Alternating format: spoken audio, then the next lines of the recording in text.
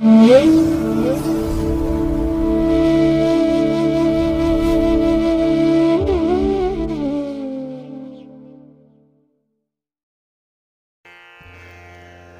ಮಹಾಗಣಪತಿಯೇ ನಮಃ. ಶ್ರೀ ಗುರುಭ್ಯೋ ನಮಃ. ಹರಿ ಓಂ. ಸಿರಿಗನ್ನಡ ಸುದ್ದಿವಾಹಿನಿಯ ಸದಭಿಮಾನದ ಸಹೃದಯ ವೀಕ್ಷಕ ಮಹಾಶಯರೇ, ತಮಗೆಲ್ಲರಿಗೂ ಕೂಡ ಸಿರಿಗನ್ನಡ ಸುದ್ದಿವಾಹಿನಿಗೆ ಸ್ವಾಗತ. ದಯಾಮಯನಾದಂಥ ಭಗವಂತನ ಅನುಗ್ರಹ ತಮ್ಮೆಲ್ಲರಿಗೆ ಪ್ರಾಪ್ತಿಯಾಗಲಿ, ತಮ್ಮೆಲ್ಲರ ಜೀವನ ಆರೋಗ್ಯದಾಯಕವಾಗಿರಲಿ, ಸಂತೃಪ್ತಿದಾಯಕವಾಗಿರಲಿ ಎಂದು ಭಗವಂತನಲ್ಲಿ ಪ್ರಾರ್ಥನೆಯನ್ನು ಮಾಡ್ತಾ ಈ ದಿನದ ವಿಶೇಷ ಕಾರ್ಯಕ್ರಮವನ್ನು ನೋಡೋಣ. ಹಾಗೆ ದ್ವಾದಶ ರಾಶಿಯವರ ಗೋಚಾರ ಫಲಗಳು ಹೇಗಿವೆ ಅನ್ನೋದನ್ನು ಕೂಡ ತಿಳಿಯೋಣ ಬನ್ನಿ. ವೀಕ್ಷಕರೇ, ಈ ದಿನ ತಮ್ಮ ಹುಟ್ಟುಹಬ್ಬವನ್ನು ಆಚರಿಸ್ಕೊಳ್ತಾ ಇರುವಂಥ ತಮಗೆಲ್ಲರಿಗೂ ಕೂಡ ಹುಟ್ಟುಹಬ್ಬದ ಶುಭಾಶಯಗಳು. ಹಾಗೆ ಈ ದಿನಾಂಕದಂದು ವಿವಾಹವಾಗಿರುವಂಥ ದಂಪತಿಗಳಿಗೂ ಕೂಡ ವಿವಾಹ ವಾರ್ಷಿಕೋತ್ಸವದ ಶುಭಾಶಯಗಳನ್ನು ಹೇಳ್ತಾ ಭಗವಂತ ತಮಗೆಲ್ಲರಿಗೂ ಕೂಡ ಸಕಲ ಸನ್ಮಂಗಳಗಳನ್ನು ಕರುಣಿಸಲಿ ಅಂತ ಹೇಳಿ ಸಿರಿಗನ್ನಡ ಸುದ್ದಿವಾಹಿನಿಯ ಪರವಾಗಿ ಪ್ರಾರ್ಥಿಸು. ಪ್ರೀತಿಯ ವೀಕ್ಷಕ ಬಂಧುಗಳೇ, ಈ ದಿನ 2024 ಆಗಸ್ಟ್ ತಿಂಗಳ 11ನೇ ತಾರೀಕು ಆದಿತ್ಯವಾಸರ ಅಂದರೆ ಭಾನುವಾರ. ಈ ಭಾನುವಾರದ ನಿತ್ಯ ಪಂಚಾಂಗ ಫಲ ಹೇಗಿದೆ ನೋಡೋಣ ಬನ್ನಿ. ಶ್ರೀ ಕ್ರೋಧಿ ನಾಮ ಸಂವತ್ಸರೆ ದಕ್ಷಿಣಾಯಿನೆ ವರ್ಷ ಋತು ಶ್ರಾವಣ ಮಾಸ ಶುಕ್ಲ ಪಕ್ಷದ ಸಪ್ತಮಿಯ ತಿಥಿ ಈ ದಿನ ಇದೆ. ಇದು ಈ ದಿನ ರಾತ್ರಿ 3:05 ಇರಲಿದೆ. ಈ ದಿನದ ನಕ್ಷತ್ರ ಸ್ವಾತಿ ನಕ್ಷತ್ರ. ಇದು ಈ ದಿನ ಬೆಳಗಿನ ಜಾವ 5:14 ಇರಲಿದೆ. ನಂತರ ವಿಶಾಖ ನಕ್ಷತ್ರ ಆರಂಭ ಆಗುತ್ತೆ. ಈ ದಿನದ ಕರ್ಣ ಪೂರ್ವಕರ್ಣ ಗರಜ. ಇದು ಈ ದಿನ ಸಂಜೆ 6:56 ಇರಲಿದೆ. ನಂತರ ಉತ್ತರ ಕರ್ಣ ವಣಿಜ ಆರಂಭ ಆಗುತ್ತೆ. ಈ ದಿನದ ಯೋಗ ಶುಭ ಯೋಗ. ಇದು ಈ ದಿನ ಅಪರಾಹ್ನ 3:38 ಇರಲಿದೆ. ನಂತರ ಶುಕ್ಲ ಯೋಗ ಆರಂಭ ಆಗುತ್ತೆ. ದಿಕ್ಷೂಲೆ ಪಶ್ಚಿಮ ದಿಕ್ಕು. ಇನ್ನು ಈ ದಿನ ಸೂರ್ಯ ಇರುವಂತಹ ರಾಶಿ ಕರ್ಕಾಟಕ, ಚಂದ್ರ ಇರುವಂತಹ ರಾಶಿ ತುಲಾ. ಹಾಗೆ ಈ ದಿನ ರಾಹುಕಾಲ ಇರುವಂತಹ ಸಮಯ ಈ ದಿನ ಸಂಜೆ 5:10 ಸಂಜೆ 6:45 ಗುಳಿಕ ಕಾಲ ಈ ದಿನ ಅಪರಾಹ್ನ 3:36 ಸಂಜೆ 5:10 ಹಾಗೆ ಯಮಗಂಡ ಕಾಲ ಈ ದಿನ ಮಧ್ಯಾಹ್ನ 12:28 ಮಧ್ಯಾಹ್ನ 2:02 ಇರಲಿದೆ. ಹಾಗೆ ಈ ದಿನ ದುಷ್ಟ ಮುಹೂರ್ತ ಇರುವಂತಹ ಸಮಯ ಈ ದಿನ ಸಂಜೆ 5:17 ಸಂಜೆ 6:10 ದುಷ್ಟ ಮುಹೂರ್ತದ ಸಮಯ. ಹಾಗಾಗಿ ಈ ಸಮಯದಲ್ಲಿ ಯಾವುದೇ ಪ್ರಯಾಣವನ್ನಾಗಲಿ ಯಾವುದೇ ಶುಭ ಕಾರ್ಯಗಳನ್ನಾಗಲಿ ಆರಂಭ ಮಾಡಬೇಡಿ. ಏಕೆಂದರೆ ನೀವು ಯಾವುದೇ ಕೆಲಸ ಕಾರ್ಯಗಳನ್ನು ಈ ದುಷ್ಟ ಮುಹೂರ್ತ ಇರುವಂತಹ ಸಮಯದಲ್ಲಿ ಆರಂಭ ಮಾಡಿದರೆ ಅದರಿಂದ ಬರುವಂತಹ ಫಲಿತಾಂಶಗಳು ಅಷ್ಟೊಂದು ಅನುಕೂಲಕರವಾಗಿ ಇರೋದಿಲ್ಲ. ಆದ್ದರಿಂದಲೇ ಈ ದುಷ್ಟ ಮುಹೂರ್ತವನ್ನು ಅವಾಯ್ಡ್ ಮಾಡುವಂಥದ್ದು ತುಂಬ ಉತ್ತಮ. ಇನ್ನು ಈ ದಿನ ಅಭಿಜಿತ್ ಮುಹೂರ್ತ ಇರುವಂತಹ ಸಮಯ ಈ ದಿನ ಬೆಳಿಗ್ಗೆ 11:59 ಮಧ್ಯಾಹ್ನ 12:52 ಅಭಿಜಿತ್ ಮುಹೂರ್ತದ ಸಮಯ.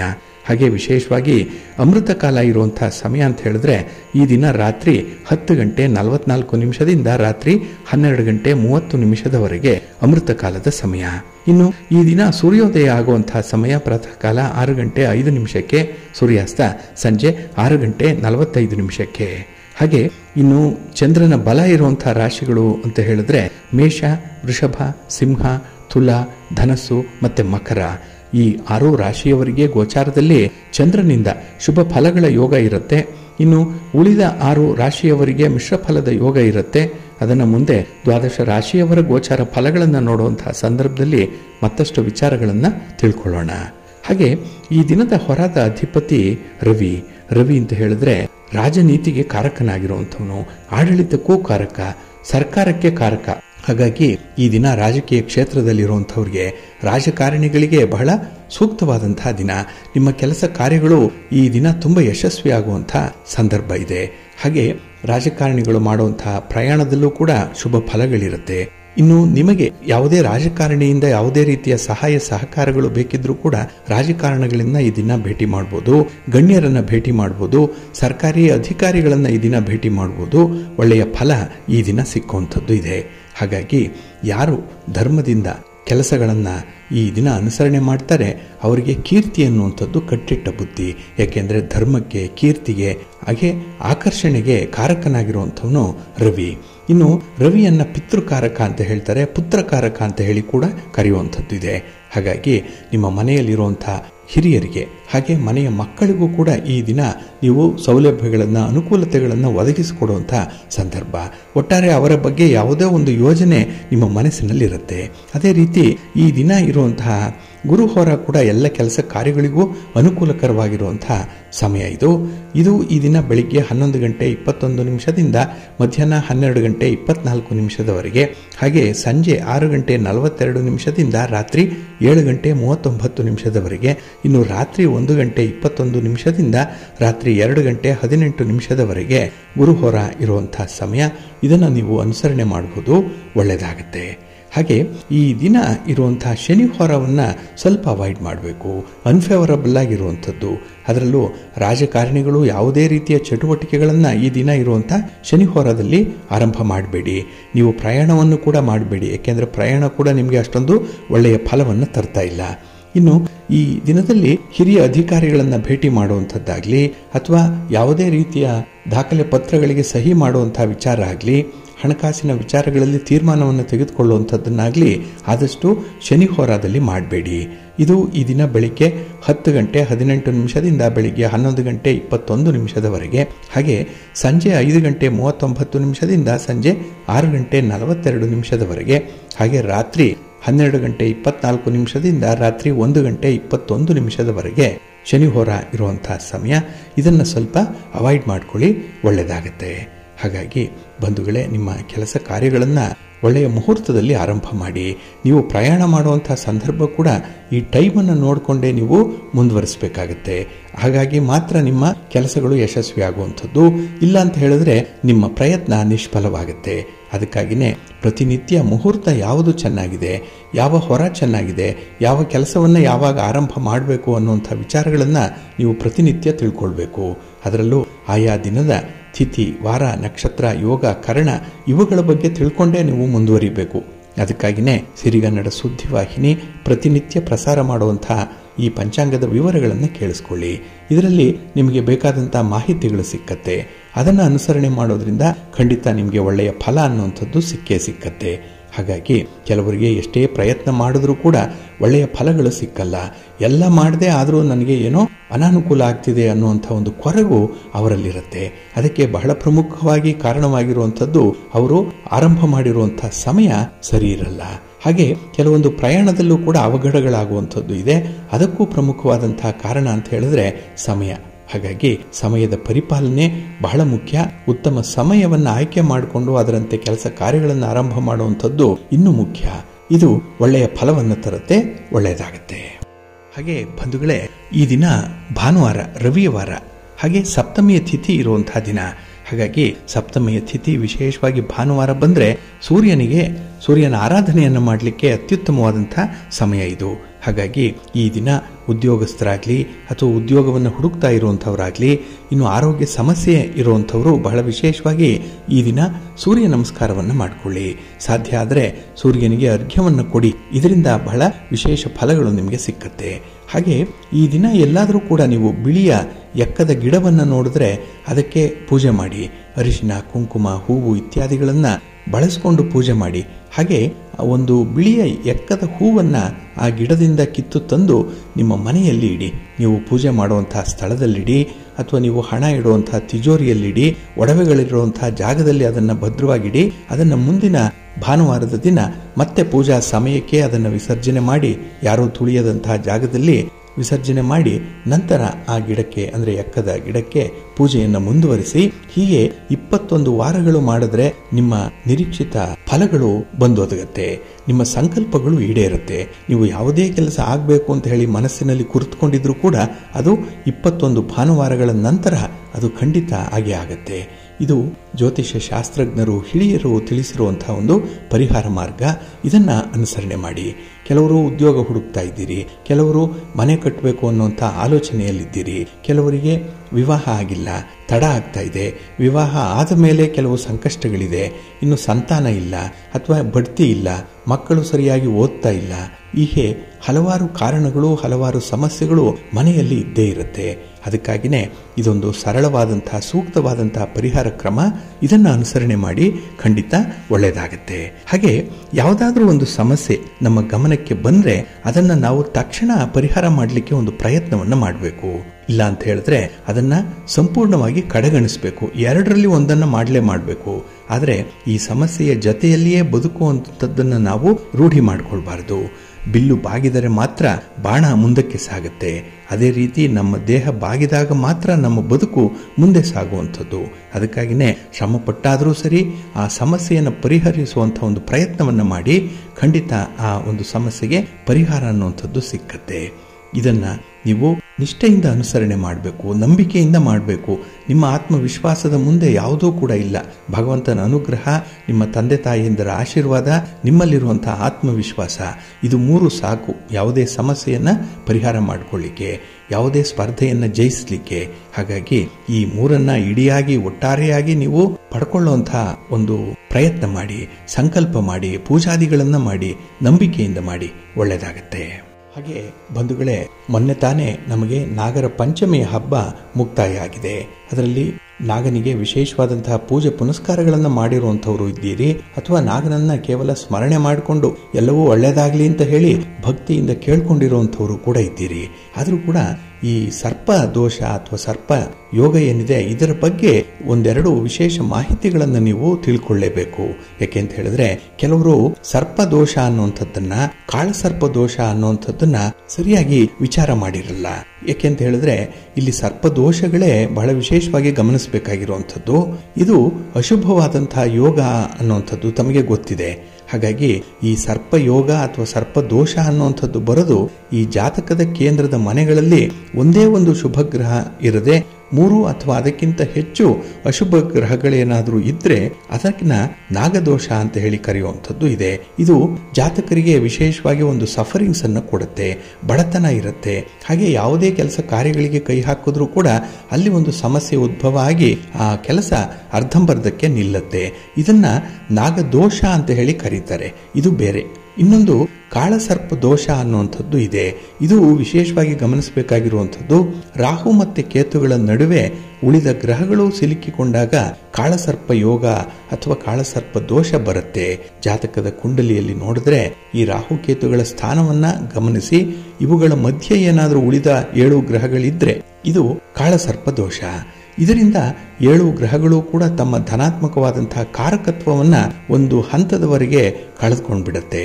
ಹಾಗಾಗಿ ಈ ಒಂದು ಯೋಗ ಏನಿದೆ ಕಾಳಸರ್ಪ ಯೋಗ ಅಥವಾ ದೋಷ ಅನ್ನುವಂಥದ್ದು ಬಹಳ ವಿಶೇಷವಾಗಿ ಬೇರೆ ಬೇರೆ ರೀತಿಯ ಕಾಂಬಿನೇಷನ್ ಅಲ್ಲಿ ಇರುವಂಥದ್ದು. ಅಂದ್ರೆ ಇಲ್ಲಿ ಲಗ್ನ ಚಂದ್ರ ನಕ್ಷತ್ರ ಆಗಿದ್ರೆ ರಾಹು ಕೇತು ನಕ್ಷತ್ರ ಆದಾಗ ಈ ಕಾಳಸರ್ಪ ದೋಷ ಇರುತ್ತೆ.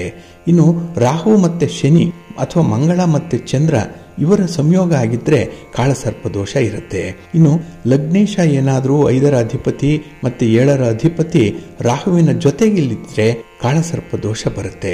ಇನ್ನು ಬಹಳ ಗ್ರಹಗಳು ವಕ್ರಿ ಆಗಿದ್ರೂ ಕೂಡ ಈ ಸರ್ಪದೋಷ ಕಾಳಸರ್ಪ ದೋಷ ಅನ್ನುವಂಥದ್ದು ಇರುತ್ತೆ. ಇನ್ನು ಲಗ್ನದಿಂದ 2, 5, 7, 8 ಇಲ್ಲಿ ರಾಹು ಇರುವಂಥದ್ದು ಇದು ಕೂಡ ಕಾಳಸರ್ಪ ದೋಷಕ್ಕೆ ಕಾರಣವಾಗುತ್ತೆ.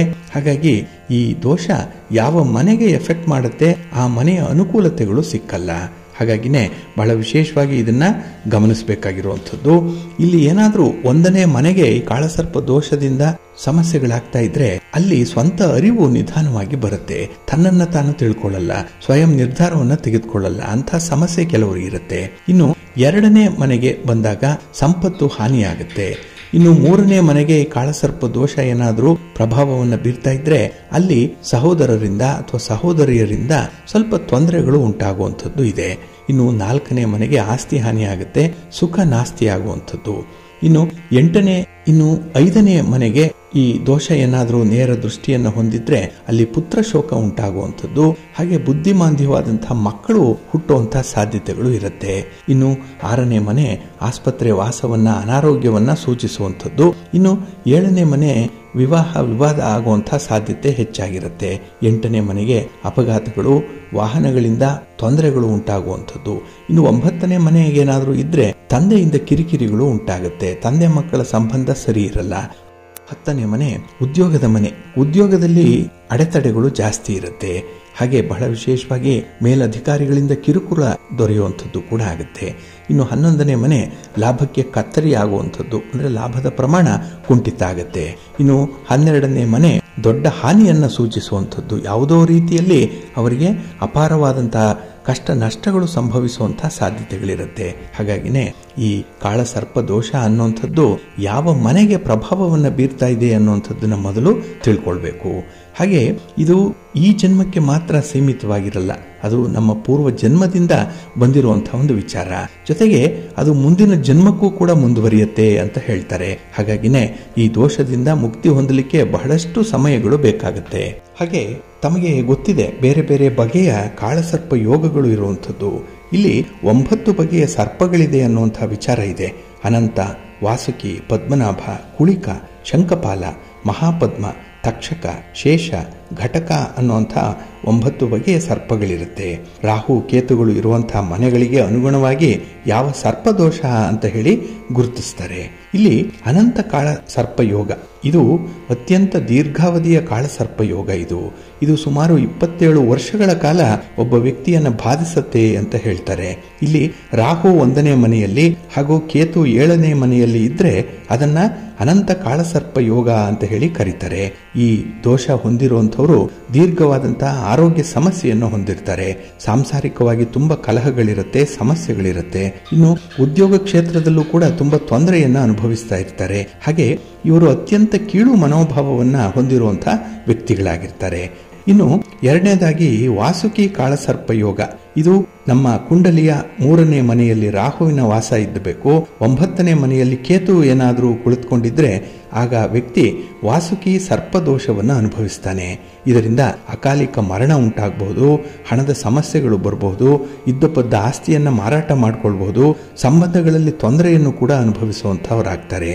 ಇನ್ನು 3ನೆಯ ಒಂದು ಯೋಗ ಅಂತ ಹೇಳಿದ್ರೆ ಪದ್ಮನಾಭ ಕಾಳಸರ್ಪ ಯೋಗ. ಈ ಯೋಗ ವ್ಯಕ್ತಿಗೆ 48 ವರ್ಷಗಳ ಕಾಲ ಕಾಡುತ್ತೆ ಅಂತ ಹೇಳ್ತಾರೆ.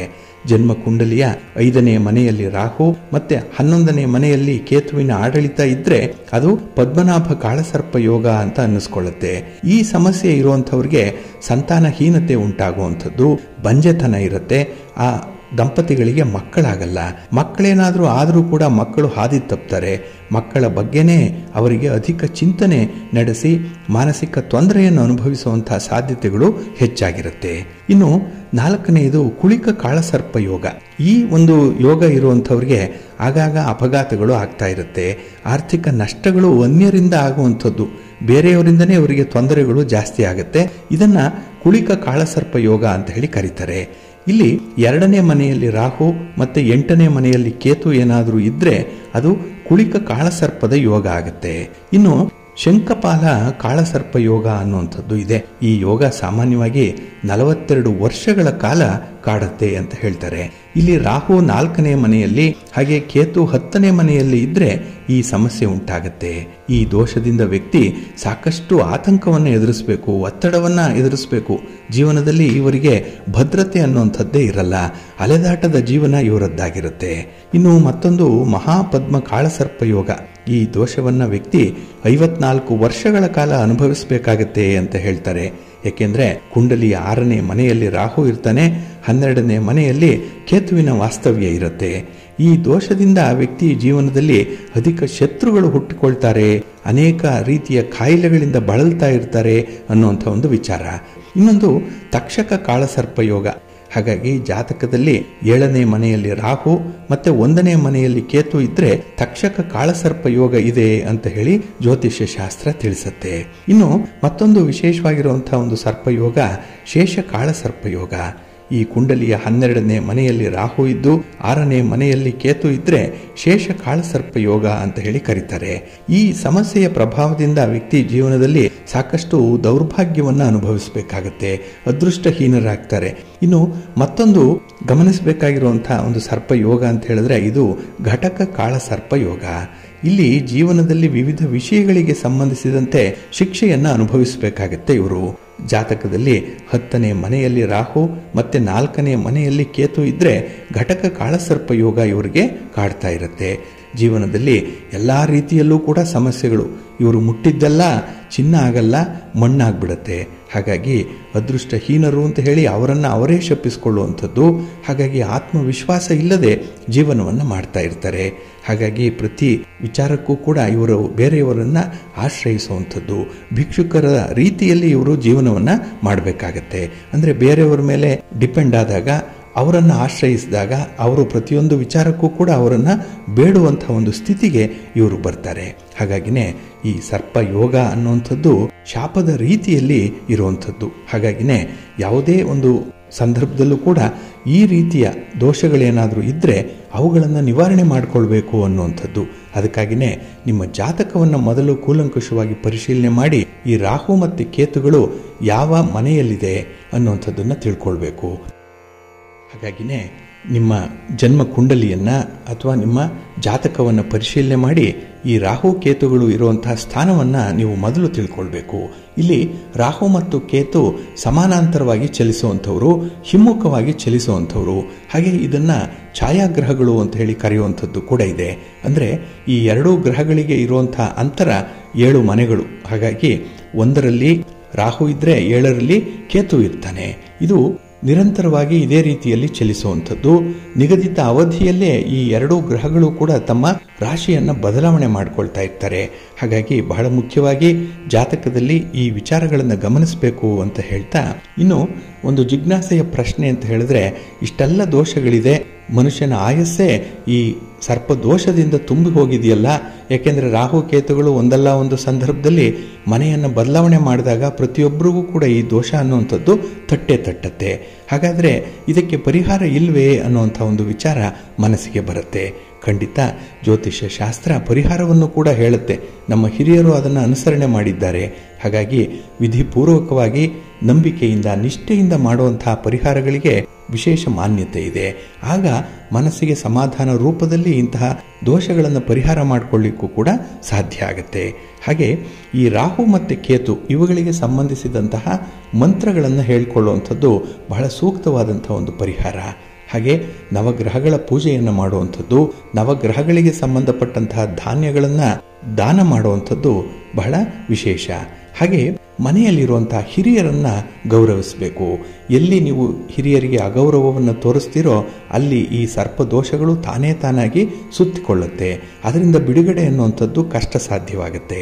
ಇನ್ನು ವಿಶೇಷವಾಗಿ ನದಿಯಲ್ಲಿ ಸಾಸಿವೆಯನ್ನು ಮತ್ತು ಕಣ್ಣು ಕಪ್ಪನ್ನು ಹರಿಯಲು ಬಿಡಬೇಕು. ಇದರಿಂದ ಬಹಳ ಬೇಗ ರಾಹು ಮತ್ತು ಕೇತುಗಳ ದೋಷಗಳು, ಈ ಸರ್ಪದೋಷಗಳು ಕೂಡ ನಿವಾರಣೆಯಾಗುತ್ತೆ. ಹಾಗೆ ಪಾಪನಾಶಿನಿ ಪ್ರಯೋಗವನ್ನು ಮಾಡಬೇಕು. ಇದು ಬಹಳ ವಿಶೇಷ ರೀತಿಯಲ್ಲಿ ಮಾಡಬೇಕಾಗಿರುವಂಥದ್ದು. ಇದನ್ನು ನಾವು ಎಲ್ಲರಿಗೂ ಎಲ್ಲ ಸಮಯದಲ್ಲೂ ಕೂಡ ಹೇಳಿಕೊಳ್ಳಲಾಗದಂಥ ಒಂದು ಪರಿಸ್ಥಿತಿ ಈ ಪಾಪನಾಶಿನಿ ಪ್ರಯೋಗ ಮಾಡುವಂಥದ್ದು. ಇನ್ನು ಸರ್ವಪರಾಕ್ರಮ ಸಾಧನೆಯನ್ನು ಕೂಡ ಮಾಡಬೇಕಾಗತ್ತೆ. ಇದನ್ನು ಕೂಡ ಬಹಿರಂಗವಾಗಿ ಚರ್ಚೆ ಮಾಡುವಂತಹ ವಿಚಾರಗಳಲ್ಲ. ಆದರೆ ಇದಕ್ಕೆ ಪರಿಹಾರಾರ್ಥವಾಗಿ ನಾವು ಈ ಕ್ರಮಗಳನ್ನು ಕೂಡ ಅನುಸರಣೆ ಮಾಡ್ಬೋದು ಅನ್ನೋವಂಥದ್ದನ್ನು ಜ್ಯೋತಿಷ್ಯ ಶಾಸ್ತ್ರ ತಿಳಿಸುತ್ತೆ. ಹಾಗಾಗಿ ನಿಮಗೆ ನಿಮ್ಮ ಜಾತಕದಲ್ಲಿ ನಂಬಿಕೆ ಇದ್ದರೆ, ಜ್ಯೋತಿಷ್ಯ ಶಾಸ್ತ್ರದಲ್ಲಿ ನಂಬಿಕೆ ಇದ್ದರೆ ಇಂತಹ ಪರಿಹಾರಗಳನ್ನು ಕೂಡ ನೀವು ಮಾಡಿಕೊಳ್ಬಹುದು. ಹಾಗೆ ಪ್ರತಿ ವ್ಯಕ್ತಿ ಕೂಡ ಜೀವನದಲ್ಲಿ ಒಂದಲ್ಲ ಒಂದು ಸಮಸ್ಯೆಯನ್ನು ಅನುಭವಿಸ್ತಾನೆ ಇರ್ತಾನೆ. ಸಮಸ್ಯೆ ಇಲ್ಲದಂಥ ವ್ಯಕ್ತಿ ಇಲ್ಲ. ಸಾವಿಲ್ಲದ ಮನೆಯ ಸಾಸಿವೆ ಹೇಗೆ ಸಿಕ್ಕಲ್ವೋ ಹಾಗೆ ಸಮಸ್ಯೆ ಇಲ್ಲದಂತಹ ವ್ಯಕ್ತಿ ಎಲ್ಲೂ ಕೂಡ ಇಲ್ಲ. ಯಾವುದೋ ಒಂದು ದುಃಖ, ಒಂದು ಸಮಸ್ಯೆ ವ್ಯಕ್ತಿಯನ್ನು ಬಾಧಿಸ್ತಾ ಇರುತ್ತೆ. ಅಂಥ ಸಂದರ್ಭದಲ್ಲಿ ನಾವು ಈ ಕಾಳಸರ್ಪ ದೋಷದ ಬಗ್ಗೆ ಸ್ವಲ್ಪ ವಿಚಾರ ಮಾಡಿದ್ರೆ, ನಮ್ಮ ಜನ್ಮ ಕುಂಡಲಿಯಲ್ಲಿ ರಾಹು ಕೇತುಗಳು ಎಲ್ಲಿದ್ದಾರೆ, ಅದಕ್ಕೆ ಏನು ಪರಿಹಾರ ಮಾಡಿಕೊಳ್ಬೇಕು ಅನ್ನುವಂಥದ್ದನ್ನು ತಿಳಿದವರಿಂದ ನೀವು ಪರಿಹಾರವನ್ನು ಮಾಡಿಸ್ಕೊಳ್ಬಹುದು. ಹಾಗಾಗಿನೇ ವಿಶೇಷವಾಗಿ ನಮ್ಮ ಸರ್ಪಗಳಿಗೆ, ನಾಗಗಳಿಗೆ ನಾವು ದೇವರಿಗೆ ಸಮಾನಾಂತರವಾಗಿರುವಂತಹ ಸ್ಥಾನಮಾನವನ್ನು ನೀಡಿರುವಂಥದ್ದು. ಅದಕ್ಕಾಗಿಯೇ ವಿಷ್ಣುವಿನ ಶಯನ ಸರ್ಪವಾಗಿಯೇ ಇರುವಂಥದ್ದು. ಈ ಎಲ್ಲ ಹಿನ್ನೆಲೆಯಲ್ಲೂ ಕೂಡ ಈ ದೋಷವನ್ನು ಪರಿಹಾರ ಮಾಡಿಕೊಳ್ಳಿಕ್ಕೆ ಸಾಧ್ಯ ಇದೆ. ದೋಷ ಇದೆ ಅಂತ ಹೇಳಿ ಭಯ ಬೀಳುವಂಥ ಅಗತ್ಯ ಇಲ್ಲ. ಪರಿಹಾರ ಮಾಡಿ. ಅದು ನಿವಾರಣೆಯಾದಾಗ ಸ್ವಲ್ಪ ಮಟ್ಟಿಗಾದರೂ ಕೂಡ ನಿಮ್ಮ ಜೀವನ ಸಂತೋಷಮಯವಾಗಿರುತ್ತೆ. ಇದು ಒಂದು ಬ್ರೀದಿಂಗ್ ಟೈಮ್ ಇದ್ದ ಹಾಗೆ. ಹಾಗಾಗಿ ಅತಿ ಕಷ್ಟದ ಸಮಯದಲ್ಲಿ ಎಲ್ಲೋ ಒಂದು ಕಡೆ ಭರವಸೆ ಸಿಕ್ಕಿದಾಗ ಮನಸ್ಸಿಗೆ ಸಮಾಧಾನ ಆಗುತ್ತೆ, ಸಂತೋಷ ಇರುತ್ತೆ. ಆಗ ನಾವು ನಮ್ಮ ಮನೆಯಲ್ಲಿ ಒಳ್ಳೆಯ ಕಾರ್ಯಗಳನ್ನು, ಶುಭ ಕಾರ್ಯಗಳನ್ನು ಮಾಡಲಿಕ್ಕೆ ಸಹಾಯಕವಾಗುತ್ತೆ. ಹಾಗಾಗಿ ಪ್ರತಿ ಕಾರ್ಯಗಳನ್ನು ಮಾಡುವಾಗ, ಶುಭ ಕಾರ್ಯಗಳನ್ನು ಮಾಡುವಾಗ ನಾವು ನಮ್ಮ ಕುಲದೇವರನ್ನ, ನಮ್ಮ ಮನೆ ದೇವರನ್ನ ಪೂಜೆ ಮಾಡೇ ಪ್ರಾರಂಭ ಮಾಡ್ತೀವಿ. ಹಾಗೆ ಹಿರಿಯರನ್ನ ಮನೆಗೆ ಆಹ್ವಾನ ಮಾಡಿ ನಾಂದಿಯ ರೂಪದಲ್ಲಿ ಅವರಿಗೆ ಪೂಜಾದಿಗಳನ್ನು ಸಲ್ಲಿಸಿ ಶುಭ ಕಾರ್ಯಗಳನ್ನು ಮಾಡುವಂತಹ ಒಂದು ಕ್ರಮ ಕೂಡ ಇದೆ. ಹಾಗಾಗಿನೇ ನಮ್ಮ ಸತ್ ಸಂಪ್ರದಾಯ ಏನು ಹೇಳುತ್ತೆ ಅದನ್ನ ನಂಬಿಕೆಯಿಂದ ಅನುಸರಣೆ ಮಾಡಿ ಒಳ್ಳೆಯದಾಗತ್ತೆ. ಪ್ರೀತಿಯ ಬಂಧುಗಳೇ, ಇನ್ನು ಮುಂದೆ ದ್ವಾದಶ ರಾಶಿಯವರ ಗೋಚಾರ ಫಲಗಳು ಹೇಗಿವೆ ನೋಡೋಣ ಬನ್ನಿ. ಮೊದಲಿಗೆ ಮೇಷರಾಶಿ. ಮೇಷರಾಶಿಯವರಿಗೆ ಈ ದಿನ ಕಳತ್ರ ಸ್ಥಾನದಲ್ಲಿ ಚಂದ್ರ ಇರುವಂತಹ ದಿನ. 7ನೇ ಮನೆ ಕುಟುಂಬದಲ್ಲಿ ಈ ದಿನ ವಿಶೇಷವಾದಂತಹ ಸಹಕಾರಗಳು ಸಿಕ್ಕುವಂತಹ ಸಂದರ್ಭ ಇದೆ. ಹಣಕಾಸಿನ ಪರಿಸ್ಥಿತಿ ಸುಧಾರಣೆಯಾಗುತ್ತೆ. ಹಾಗೆ ಸಾಲಗಳೇನಾದರೂ ಇದ್ದರೆ ಅದು ಕೂಡ ಇತ್ಯರ್ಥ ಆಗುವಂಥ ಸಾಧ್ಯತೆಗಳು ತುಂಬ ಇದೆ. ಇನ್ನು ಈ ದಿನ ವ್ಯವಹಾರದಲ್ಲಿ ಆಕಸ್ಮಿಕವಾಗಿ ಯಶಸ್ಸು ಸಿಕ್ಕುವಂಥದ್ದು ಕೂಡ ಇದೆ. ಏಕೆಂದರೆ ನಿಮ್ಮ ಪ್ರಯತ್ನ ಈ ದಿನ ತುಂಬ ಧನಾತ್ಮಕವಾಗಿ ಇರುವಂಥದ್ದು, ತುಂಬ ಪಾಸಿಟಿವ್ ನೋಟಲ್ಲೇ ಈ ದಿನ ಇರುವಂಥವ್ರು. ಹಾಗಾಗಿನೇ ಎಲ್ಲ ವಿಚಾರಗಳಲ್ಲೂ ಕೂಡ ಬಹಳ ವಿಶೇಷ ರೀತಿಯಲ್ಲಿ ಆಲೋಚನೆ ಮಾಡುವಂಥದ್ದು ಕೂಡ ಇದೆ.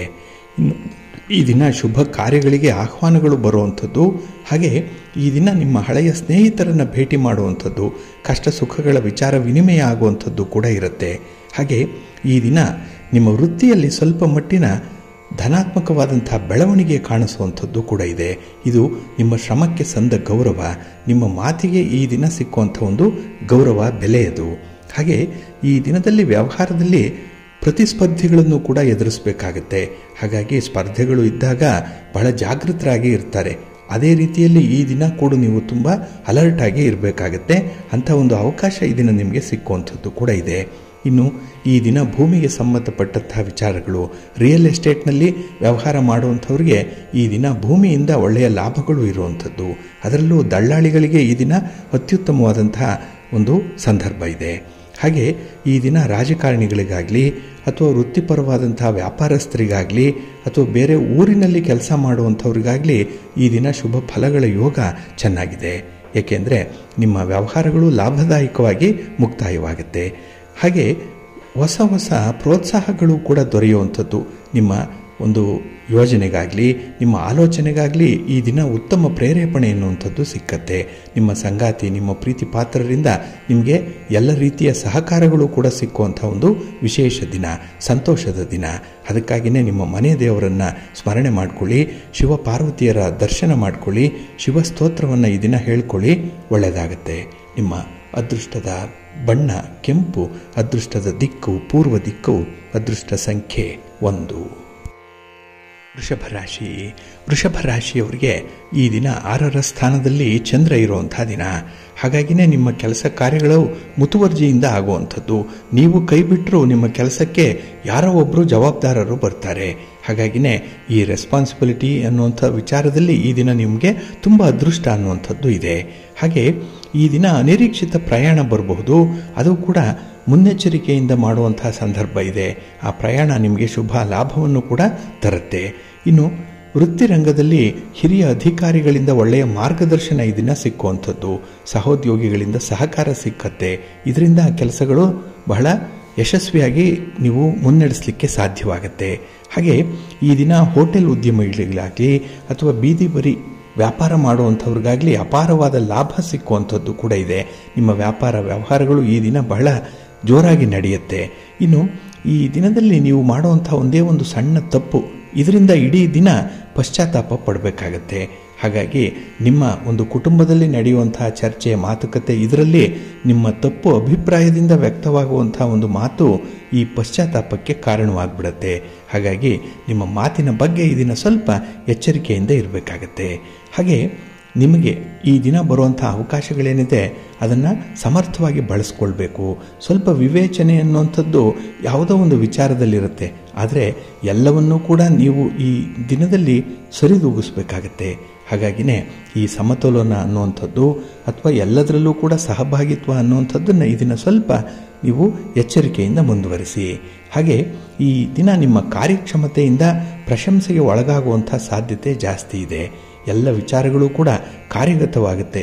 ಅಂದರೆ ನೀವು ಮನಸ್ಸಿನಲ್ಲಿ ಅಂದುಕೊಂಡದ್ದನ್ನು ಈ ದಿನ ಕಾರ್ಯರೂಪಕ್ಕೆ ಇಳಿಸ್ತೀರಿ. ಎಕ್ಸಿಕ್ಯೂಷನ್ ಪಾರ್ಟ್ ಬಹಳ ಚೆನ್ನಾಗಿದೆ. ಅದಕ್ಕಾಗಿಯೇ ಈ ದಿನ ನಿಮಗೆ ಲಾಭ. ಹಾಗೆ ತಾಂತ್ರಿಕ ಕೆಲಸಗಳನ್ನು ಮಾಡುವಂಥವ್ರಿಗಂತೂ ಈ ದಿನ ಹೆಚ್ಚಿನ ಬೇಡಿಕೆ ಇರುವಂಥ ಒಂದು ವಿಶೇಷ ದಿನ. ಸಂಪಾದನೆ ಚೆನ್ನಾಗಿದೆ, ಮನಸ್ಸಿಗೆ ಸಮಾಧಾನ ಇದೆ. ನಿಮ್ಮ ಮನೆ ದೇವರನ್ನು ಸ್ಮರಣೆ ಮಾಡ್ತಾ ಇರಿ, ಲಕ್ಷ್ಮೀ ಸ್ತೋತ್ರವನ್ನು ಹೇಳ್ಕೊಳ್ಳಿ, ಮಹಾವಿಷ್ಣುವಿನ ದರ್ಶನ ಮಾಡ್ಕೊಳ್ಳಿ, ಪ್ರಾರ್ಥನೆ ಮಾಡ್ಕೊಳ್ಳಿ, ಒಳ್ಳೆಯದಾಗತ್ತೆ.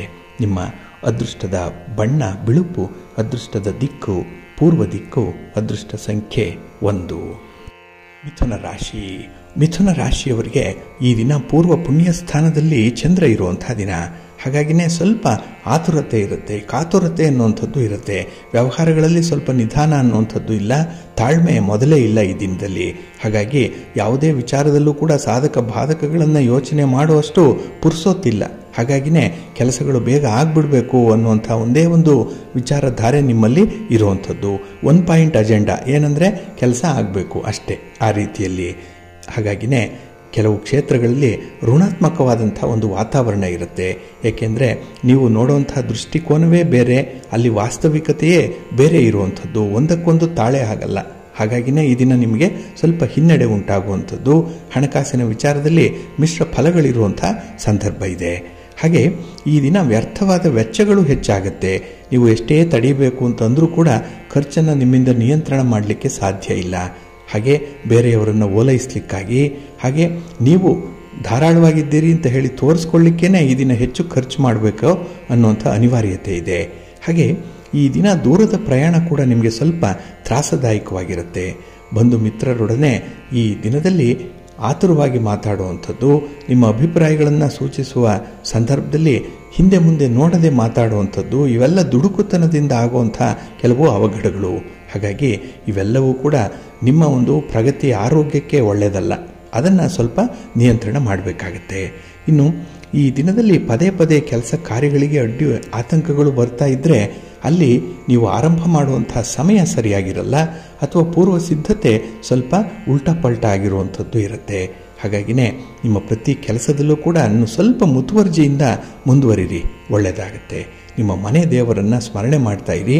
ಹಾಗೆ ಭಕ್ತಿಯಿಂದ ಗಣಪತಿಯನ್ನು ಆರಾಧನೆ ಮಾಡಿ, ಗಣಪತಿಯ ಸ್ತೋತ್ರವನ್ನು ಈ ದಿನ ಹೇಳ್ಕೊಳ್ಳಿ, ಒಳ್ಳೆಯದಾಗುತ್ತೆ.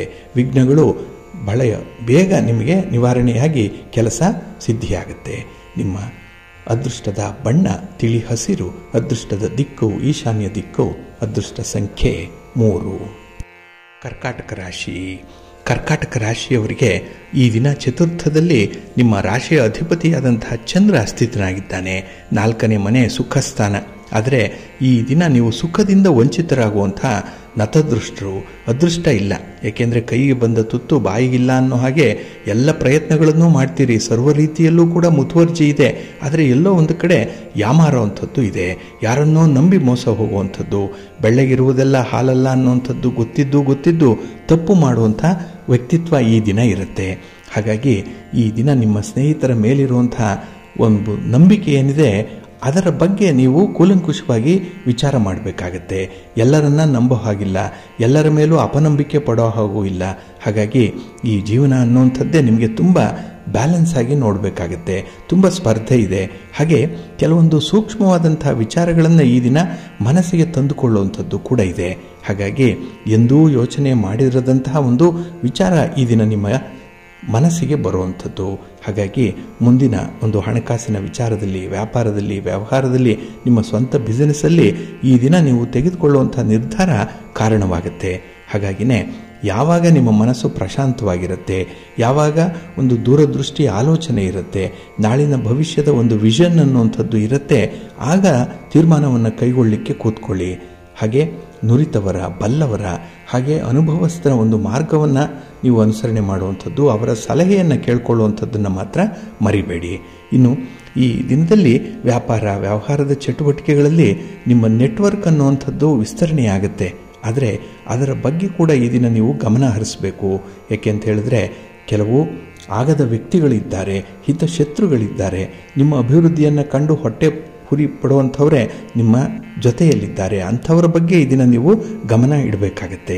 ಹಾಗೆ ಈ ದಿನ ಕುಟುಂಬದಲ್ಲೂ ಕೂಡ ಕಾಲಕ್ಕೆ ಹೊಂದಾಣಿಕೆ ಮಾಡಿಕೊಳ್ಳುವಂಥದ್ದು ತುಂಬ ಸೂಕ್ತ. ಹಾಗಾಗಿ ನಿಮ್ಮ ಜವಾಬ್ದಾರಿ ಏನು, ನಿಮ್ಮ ಪಾತ್ರ ಏನು ಅನ್ನುವಂಥದ್ದನ್ನು ಅರಿತುಕೊಂಡು ಮುಂದುವರಿಬೇಕು. ಅದಕ್ಕಾಗಿ ಈ ದಿನ ಸ್ವಲ್ಪ ಸೂಕ್ಷ್ಮವಾಗಿ ಇರಬೇಕು. ನಿಮ್ಮ ಮನೆ ದೇವರನ್ನು ಸ್ಮರಣೆ ಮಾಡಬೇಕು. ಹಾಗೆ ಭಕ್ತಿಯಿಂದ ಈ ದಿನ ನೀವು ಕನಕಧಾರಾ ಸ್ತೋತ್ರವನ್ನು ಹೇಳ್ಕೊಳ್ಳಿ, ಮಹಾಲಕ್ಷ್ಮಿ ಅಮ್ಮನವರ ದರ್ಶನ ಮಾಡಿಕೊಳ್ಳಿ, ಗ್ರಾಮ ದೇವತೆಯನ್ನು ಈ ದಿನ ಪ್ರಾರ್ಥನೆ ಮಾಡಿಕೊಳ್ಳಿ, ಒಳ್ಳೆಯದಾಗತ್ತೆ. ನಿಮ್ಮ ಅದೃಷ್ಟದ ಬಣ್ಣ ಕೆಂಪು, ಅದೃಷ್ಟದ ದಿಕ್ಕು ಉತ್ತರ ದಿಕ್ಕು, ಅದೃಷ್ಟ ಸಂಖ್ಯೆ 2. ಸಿಂಹರಾಶಿ. ಸಿಂಹರಾಶಿಯವರಿಗೆ ಈ ದಿನ ತೃತೀಯದಲ್ಲಿ 3ರ ಸ್ಥಾನದಲ್ಲಿ ಚಂದ್ರ ಇರುವಂಥ ದಿನ. ಇದು ಕೀರ್ತಿ ಸ್ಥಾನ, ಇದೇ ಪರಾಕ್ರಮ ಸ್ಥಾನ. ಹಾಗಾಗಿ ಈ ದಿನ ಬಹಳ ಪ್ರಯಾಸದಿಂದ ಬಹಳ ಕಷ್ಟಪಟ್ಟು ಮಾಡುವಂತಹ ಕೆಲಸಗಳು ಬಹಳ ಬೇಗ ನಿಮಗೆ ಫಲವನ್ನು ಕೊಡುತ್ತೆ. ಫಲಿತಾಂಶಗಳು ನೇರವಾಗಿ ನಿಮಗೆ ಬರುತ್ತೆ. ಹಾಗಾಗಿ ಎಷ್ಟೇ ಕಷ್ಟಪಟ್ಟರೂ ಕೂಡ ಅದಕ್ಕೆ ವಿಪರೀತವಾಗಿ ಒಂದು ಫಲವನ್ನು ಅನುಭವಿಸುವಂಥ ಯೋಗ ಚೆನ್ನಾಗಿದೆ. ಇನ್ನು ಈ ದಿನ ನಿಮ್ಮ ಮಾತು ಬಹಳ ವಿಶೇಷವಾಗಿ ನಿಮ್ಮ ಪಾಲುದಾರರನ್ನು ಓಲೈಸುವಂಥದ್ದು. ಯಾಕೆ ಅಂತ ಹೇಳಿದ್ರೆ ಈ ದಿನ ಬಹಳ ಕನ್ವಿನ್ಸಿಂಗಾಗಿ ಮಾತಾಡ್ತೀರಿ, ನಿಜವಂಥ ನೈಜ ಚಿತ್ರಣವನ್ನು ಮಾತಾಡ್ತೀರಿ, ಇದ್ದದ್ದನ್ನು ಇದ್ದ ಹಾಗೆ ಹೇಳುವಂಥ ಒಂದು ಧಾಟಿ ಎಲ್ಲರನ್ನೂ ಕೂಡ ಈ ದಿನ ಬೆರಗುಗೊಳಿಸುವಂಥದ್ದು. ಇನ್ನು ಈ ದಿನ ವೈವಾಹಿಕ ಜೀವನದಲ್ಲಿ ಆಗಬೇಕಾಗಿರುವಂಥ ಮಾತುಕತೆಗಳೇನಿದೆ ಅದು ಫಲಪ್ರದವಾಗುತ್ತೆ. ವಿವಾಹ ಆಗಿಲ್ಲ ಅಂಥವರು ಮಾತಾಡಿ ವಿವಾಹ ಆಗಿಬಿಡುತ್ತೆ. ಎಲ್ಲ ಒಂದು ಕಡೆ ಸೆಟಲ್ಮೆಂಟ್ ವಿಚಾರದಲ್ಲೇ ತೊಂದರೆಗಳು ಆಗಿರುವಂಥದ್ದು. ಮಾತುಕತೆಯ ಹಂತದಲ್ಲಿ ಈ ವಿವಾಹದ ಒಂದು ಪ್ರಯತ್ನ ಮುರಿದು ಬಿದ್ದಿದ್ರೆ ಅದನ್ನು ನೀವು ಸರಿಪಡಿಸ್ಕೊಳ್ಳಿಕ್ಕೆ ಕಾಲಾವಕಾಶ ಇದೆ. ಒಳ್ಳೆಯ ಒಂದು ಆಪರ್ಚುನಿಟಿ ಈ ದಿನ ಇದೆ, ಅದನ್ನು ಬಳಸ್ಕೊಳ್ಳಿ. ಖಂಡಿತ ನಿಮ್ಮ ಒಂದು ಮಾತುಕತೆ ಫಲಪ್ರದವಾಗುತ್ತೆ. ಹಾಗೆ ಈ ದಿನ ಉನ್ನತ ಶಿಕ್ಷಣಕ್ಕಾಗಿ ಹೊರ ಪ್ರಯಾಣ ಮಾಡುವಂಥ ಆಲೋಚನೆ ಇರುವಂಥವ್ರಿಗೆ ಅಥವಾ ಅಂಥ ಪ್ರಯತ್ನದಲ್ಲಿ ಇರುವಂಥವ್ರಿಗೆ ಈ ದಿನ ಉತ್ತಮವಾದಂಥ ಅವಕಾಶಗಳು ಸಿಕ್ಕುವಂಥ ಸಂದರ್ಭ ಇದೆ. ಏಕೆಂದರೆ ನಿಮ್ಮ ಪರಿಶ್ರಮಕ್ಕೆ ತಕ್ಕ ಫಲ ಸಿಕ್ಕೇ ಸಿಕ್ಕತ್ತೆ. ಇನ್ನು ಈ ದಿನ ಉದ್ಯೋಗಸ್ಥರಿಗೆ, ವ್ಯಾಪಾರಸ್ಥರಿಗೆ ನಿಮ್ಮ ಬಿಸ್ನೆಸ್ಸಲ್ಲಿ, ನಿಮ್ಮ ಚಟುವಟಿಕೆಯಲ್ಲಿ ಹೊಸ ಹೊಸ ದಾರಿಗಳು ತೆರೆದುಕೊಳ್ಳುವಂಥದ್ದು ಕೂಡ ಇದೆ. ಅಂದರೆ ಅವಕಾಶಗಳು ಲಭ್ಯ ಆಗುತ್ತೆ. ಅದನ್ನು ಬಳಸ್ಕೊಳ್ಳುವಂಥದ್ದು ಬಿಡೋದು ನಿಮ್ಮ ವಿವೇಚನೆಗೆ ಬಿಟ್ಟಂಥ ವಿಚಾರ. ಇನ್ನು ನಿಮ್ಮ ನಿರೀಕ್ಷೆಯಂತೆ ನಿಮ್ಮ ಫಲಿತಾಂಶಗಳು ಇದ್ದೇ ಇರುತ್ತೆ. ಹಾಗಾಗಿ ಈ ದಿನ ನಿಮ್ಮ ಸಂಗಾತಿ, ನಿಮ್ಮ ಪ್ರೀತಿ ಪಾತ್ರರ ನೆರವು, ಹಾಗೆ ನಿಮ್ಮ ಕೆಲಸ ಕಾರ್ಯಗಳಿಗೆ ಅವರಿಂದ ಬರುವಂಥ ಒಂದು ಪ್ರೇರೇಪಣೆ ನಿಮ್ಮ ಮನಸ್ಸಿನಲ್ಲಿ ಉಳಿಯುವಂಥದ್ದು. ಅದನ್ನು ಬಹಳ ಕಾಲ ಜ್ಞಾಪಕದಲ್ಲಿಟ್ಕೊಳ್ತೀರಿ. ಯಾಕೆಂದರೆ ಈ ದಿನ ನಿಮಗೆ ತುಂಬ ಫಲಪ್ರದವಾದಂಥ ದಿನ. ನಿಮ್ಮ ಇಷ್ಟ ದೇವರನ್ನು ಆರಾಧನೆ ಮಾಡ್ತಾ ಇದ್ದೀರಿ, ಶಿವ ಸ್ತೋತ್ರವನ್ನು ಹೇಳ್ಕೊಳ್ತಾ ಇದ್ದೀರಿ, ಶಿವನ ಪರಿವಾರ ದೇವತೆಗಳನ್ನು ಪ್ರಾರ್ಥನೆ ಮಾಡ್ಕೊಳ್ತಾ ಇದ್ದೀರಿ, ಒಳ್ಳೆಯದಾಗತ್ತೆ. ನಿಮ್ಮ ಅದೃಷ್ಟದ ಬಣ್ಣ ನೇರಳೆ, ಅದೃಷ್ಟದ ದಿಕ್ಕು ಈಶಾನ್ಯ ದಿಕ್ಕು, ಅದೃಷ್ಟ ಸಂಖ್ಯೆ 1. ಕನ್ಯಾ ರಾಶಿ. ಕನ್ಯಾ ರಾಶಿಯವರಿಗೆ ಈ ದಿನ 2ರಲ್ಲಿ ಚಂದ್ರ. ಇದು ವಾಕ್ಸ್ಥಾನ, ಇದೇ ಧನಸ್ಥಾನ, ಹಾಗೆ ಇದನ್ನು ಕುಟುಂಬ ಸ್ಥಾನ ಅಂತ ಹೇಳಿ ಕರೆಯುವಂಥದ್ದು ಕೂಡ ಇದೆ. ಹಾಗಾಗಿ ಕುಟುಂಬದ ವಿದ್ಯಮಾನಗಳು ನಿಮಗೆ ಬೇಸರವನ್ನು ತರಿಸುತ್ತೆ. ಕುಟುಂಬ ಅಂತ ಹೇಳಿದ್ರೆ ಈ ದಿನ ಒತ್ತಡ ನಿಮಗೆ. ಏಕೆಂದರೆ ನಿಮ್ಮ ಸ್ವಾತಂತ್ರ್ಯಕ್ಕೆ ಎಲ್ಲ ಒಂದು ಕಡೆ ಧಕ್ಕೆ ಉಂಟಾಗುವಂಥದ್ದು. ಎಲ್ಲರೂ ಕೂಡ ನಿಮ್ಮ ವಿಚಾರದಲ್ಲಿ, ನಿಮ್ಮ ಒಂದು ವೈಯಕ್ತಿಕ ಅಭಿಪ್ರಾಯದಲ್ಲಿ ಅವರು ಕೈ ಹಾಕುವಂಥದ್ದು ಕೂಡ ಇದೆ. ಇದು ನಿಮಗೆ ಸಹಿಸಲ್ಲ. ಏಕೆಂದರೆ ಸ್ವತಂತ್ರವಾಗಿರುವಂಥವ್ರಿಗೆ ಯಾರದ್ದೇ ಒಂದು ಮುಲಾಜು, ಒಂದು ಒತ್ತಡ, ಒಂದು ದಾಕ್ಷಿಣ್ಯ ಅನ್ನುವಂಥದ್ದು ಬೇಕಾಗಿರಲ್ಲ. ಹಾಗಾಗಿನೇ ಈ ದಿನ ಸ್ವಲ್ಪ ಸಂಘರ್ಷಗಳು ಆಗುವಂಥದ್ದು. ಅದರಲ್ಲೂ ಮಾನಸಿಕವಾಗಿ ಸಂಘರ್ಷಗಳು ಮಾತಿನ ಮೂಲಕ ಆಗಲ್ಲ, ಆದರೆ ನಿಮಗೆ ಗೊತ್ತಾಗುತ್ತೆ ಒಂದು ಕೋಲ್ಡ್ ವಾರ್ ಟೈಪಲ್ಲಿ ಈ ದಿನ ಇರುವಂಥದ್ದು, ಒಂದು ಶೀತಲ ಸಮರ ನಡೀತಾ ಇರುವಂಥ ಸಾಧ್ಯತೆ ಕೂಡ ಇರುತ್ತೆ. ಹಾಗೆ ಈ ದಿನ ಯಾವುದೇ ಒಂದು ಖರೀದಿ ಪ್ರಕ್ರಿಯೆಯಲ್ಲೂ ಕೂಡ ಈ ದಿನ ಮೋಸ ಆಗುವಂಥದ್ದು, ಹಣಕಾಸಿನ ವಿಚಾರದಲ್ಲಿ ನಷ್ಟ ಉಂಟಾಗುವಂಥದ್ದು ಇದೆ. ಸ್ವಲ್ಪ ಜಾಗ್ರತೆ. ಹಾಗೆ ಈ ದಿನ ನಿಮ್ಮ ಸ್ನೇಹಿತರನ್ನು ಕೆಲವು ವಿಚಾರಗಳಿಗೆ ಕಾಯಿಸಬೇಡಿ. ಅಂದರೆ ಬಹಳ ಬೇಗ ತೀರ್ಮಾನವನ್ನು ತೆಗೆದುಕೊಂಡು ಅವರಿಗೆ ಸಹಾಯ ಮಾಡುವಂಥದ್ದಿದ್ದರೆ ಮಾಡಿ, ಇಲ್ಲಾಂದರೆ ಮಾಡಲಿಕ್ಕೆ ಸಾಧ್ಯ ಇಲ್ಲ ಅನ್ನುವಂಥದ್ದನ್ನು ಕಾರಣ ಸಹಿತವಾಗಿ ಹೇಳಿ ಅವರನ್ನು ಕನ್ವಿನ್ಸ್ ಮಾಡಿ. ಹಾಗಾಗಿ ಯಾವುದನ್ನು ಕೂಡ ಎಳ್ಕೊಂಡು ಹೋಗಬೇಡಿ, ಮುಂದಕ್ಕೆ ಹಾಕುವಂಥ ಒಂದು ಪ್ರಯತ್ನವನ್ನು ಮಾಡಬೇಡಿ. ಆದಷ್ಟು ಆ ವಿಚಾರಗಳನ್ನು ಅಲ್ಲೇ ತೀರ್ಮಾನ ಮಾಡುವಂಥದ್ದು ತುಂಬ ಉತ್ತಮ. ಇನ್ನು ಈ ದಿನ ನಿಮ್ಮ ಆಲೋಚನೆಗಳಲ್ಲಿ ಸ್ಥಿರತೆ ಅನ್ನುವಂಥದ್ದು ಇರಲ್ಲ. ಹಾಗಾಗಿನೇ ತೆಗೆದುಕೊಂಡಂಥ ನಿರ್ಧಾರಗಳಲ್ಲಿ ಬದಲಾವಣೆಗಳು ಆಗುವಂಥ ಸಾಧ್ಯತೆ ಜಾಸ್ತಿ ಇರುತ್ತೆ. ಇದರಿಂದ ಈ ದಿನ ನಿಮ್ಮ ಮಾತನ್ನು ಯಾರೂ ಕೂಡ ನಂಬಲ್ಲ. ನಿಮ್ಮ ಮಾತಿನಲ್ಲಿ ಕೆಲವು ಪ್ರಶ್ನೆಗಳು ಉದ್ಭವ ಆಗುವಂಥದ್ದು, ನಿಮ್ಮನ್ನೇ ಒಂದು ರೀತಿಯಲ್ಲಿ ಪ್ರಶ್ನಾರ್ಥಕವಾಗಿ ನೋಡುವಂಥ ಸಾಧ್ಯತೆ ಕೂಡ ಇರುತ್ತೆ. ಹಾಗಾಗಿ ನುಡಿದಂತೆ ನಡೆಯಬೇಕು. ಅದು ಬಹಳ ಮುಖ್ಯವಾಗಿ ನಿಮ್ಮ ವ್ಯಕ್ತಿತ್ವವನ್ನು ರೂಢಿಸ್ಕೊಳ್ಳಿಕ್ಕೆ ಸಹಾಯಕವಾಗುವಂಥ ಒಂದು ಅಂಶ. ಹಾಗಾಗಿ ಸ್ಥಿರವಾಗಿರಿ. ವ್ಯವಹಾರದಲ್ಲಿ ಮಂದಗತಿ ಇದ್ದರೂ ಕೂಡ ನಾಳೆ ಅದನ್ನು ಸರಿಪಡಿಸ್ಕೊಳ್ಬೋದು. ಹಾಗಾಗಿ ನಿಮ್ಮ ಒಂದು ಕನ್ಸಿಸ್ಟೆನ್ಸಿಯನ್ನು ಮುಂದುವರಿಸಿ, ಒಳ್ಳೆಯದಾಗತ್ತೆ. ನಿಮ್ಮ ಇಷ್ಟ ದೇವರನ್ನು ಆರಾಧನೆ ಮಾಡ್ತಾ ಇರಿ. ಹಾಗೆ ಭಕ್ತಿಯಿಂದ ಈ ದಿನ ಸುಬ್ರಹ್ಮಣ್ಯ ಭುಜಂಗ ಸ್ತೋತ್ರವನ್ನು ಹೇಳ್ಕೊಳ್ಳಿ, ಸುಬ್ರಹ್ಮಣ್ಯ ಸ್ವಾಮಿಯ ದರ್ಶನ ಮಾಡಿಕೊಳ್ಳಿ, ಶಿವನ ಪರಿವಾರ ದೇವತೆಗಳ ಪ್ರಾರ್ಥನೆ ಮಾಡಿಕೊಳ್ಳಿ, ಒಳ್ಳೆಯದಾಗತ್ತೆ. ನಿಮ್ಮ ಅದೃಷ್ಟದ ಬಣ್ಣ ನೇರಳೆ, ಅದೃಷ್ಟದ ದಿಕ್ಕು ಈಶಾನ್ಯ ದಿಕ್ಕು, ಅದೃಷ್ಟ ಸಂಖ್ಯೆ 2. ತುಲಾರಾಶಿ. ತುಲಾರಾಶಿಯವರಿಗೆ ಈ ದಿನ ಆಶ್ಚರ್ಯ, ಸಂತೋಷ ಏಕಕಾಲಕ್ಕೆ ಉಂಟಾಗುವಂಥ ಸಂದರ್ಭ ಇದೆ. ಏಕೆಂದರೆ ನಿಮ್ಮ ಪ್ರೀತಿ ಪಾತ್ರರಿಂದಾಗಲಿ ಅಥವಾ ನಿಮ್ಮ ಸ್ನೇಹಿತರಿಂದಾಗಲಿ ಈ ದಿನ ಸಮಯೋಚಿತವಾಗಿ ಸಂದರ್ಭೋಚಿತವಾಗಿ ಸಹಕಾರಗಳನ್ನು ಪಡ್ಕೊಳ್ಳುವಂಥ ಸಾಧ್ಯತೆ ಜಾಸ್ತಿ ಇದೆ. ಇನ್ನು ಒಡ ಹುಟ್ಟಿದವರಿಂದ ಕೂಡ ಈ ದಿನ ನಿಮಗೆ ಸಹಾಯ ಸಹಕಾರಗಳು ಸಿಕ್ಕತ್ತೆ. ಲೇವಾದೇವಿ ವ್ಯವಹಾರಗಳನ್ನು ಮಾಡುವಂಥವ್ರಿಗೆ ಬಹಳ ವಿಶೇಷವಾದಂಥ ಫಲ ಇದೆ. ಆದರೆ ತೀರಾ ಹತ್ತಿರದ ಬಂಧುಗಳ ಜೊತೆಯಲ್ಲಿ ಈ ದಿನ ಹಣದ ವ್ಯವಹಾರಗಳನ್ನು ಇಟ್ಕೊಳ್ಬೇಡಿ. ಇನ್ನು ಈ ದಿನ ಹಣಕಾಸಿನ ವಿಚಾರದಲ್ಲಿ ಕಟ್ಟುನಿಟ್ಟಿನ ಅಭ್ಯಾಸವನ್ನು ರೂಢಿಸ್ಕೊಳ್ಬೇಕಾಗತ್ತೆ. ಹಾಗೆ ನಿಮ್ಮ ಖರ್ಚು ವೆಚ್ಚಗಳನ್ನು ಕೂಡ ನಿಯಂತ್ರಣ ಮಾಡಿಕೊಳ್ಬೇಕು. ಅದಕ್ಕಾಗಿ ಯಾರೋ ಹಿರಿಯರು, ಯಾರೋ ಬೇಕಾದಂಥ ವ್ಯಕ್ತಿ ಹೇಳುವಂಥ ಕೆಲವೊಂದು ಟಿಪ್ಸ್ಗಳನ್ನು ನೀವು ಅನುಸರಣೆ ಮಾಡಬೇಕಾಗತ್ತೆ. ಹಾಗಾಗಿ ದುಡಿಯುವಂಥದ್ದು ಒಂದೇ ಇದ್ದರೆ ಸಾಲದು, ಅದರ ಜೊತೆಯಲ್ಲಿ ನಾಳೆಗಾಗಿ ಉಳಿತಾಯ ಮಾಡುವಂಥ ಒಂದು ಪ್ರವೃತ್ತಿ ಕೂಡ ಬೇಕಾಗತ್ತೆ. ಇದು ಕಷ್ಟ ಸಾಧ್ಯ ನಿಮ್ಮಲ್ಲಿ ರೂಢಿಸ್ಕೊಳ್ಳುವಂಥದ್ದು. ಆದರೂ ಕೂಡ ಕೆಲವು ವಿಚಾರಗಳನ್ನು, ಕೆಲವು ಆದರ್ಶ ವ್ಯಕ್ತಿಗಳನ್ನು ಈ ದಿನ ಜ್ಞಾಪಿಸ್ಕೊಂಡಾಗ ಆ ಕೆಲಸ ನಿಮಗೆ ಸುಲಭ ಸಾಧ್ಯವಾಗುತ್ತೆ. ಇನ್ನು ಈ ದಿನದಲ್ಲಿ ವ್ಯಾಪಾರದ ವಿಸ್ತರಣೆಯ ಫಲಗಳು, ಪ್ರಯತ್ನಗಳೇನಿದೆ ಅದು ನಿಮಗೆ ಅಷ್ಟೊಂದು ಸಂತೋಷವನ್ನು ತರಲ್ಲ. ಎಲ್ಲೋ ಒಂದು ಕಡೆ ಇನ್ನೂ ಅತೃಪ್ತಿ ಇರುವಂಥದ್ದು, ಇನ್ನೂ ಪರ್ಫೆಕ್ಟ್ ಆಗಿರಬೇಕಿತ್ತು, ಇನ್ನೂ ಚೆನ್ನಾಗಿರಬೇಕಿತ್ತು ಅನ್ನುವಂಥ ವಿಚಾರ ಮನಸ್ಸಿನಲ್ಲಿರುತ್ತೆ.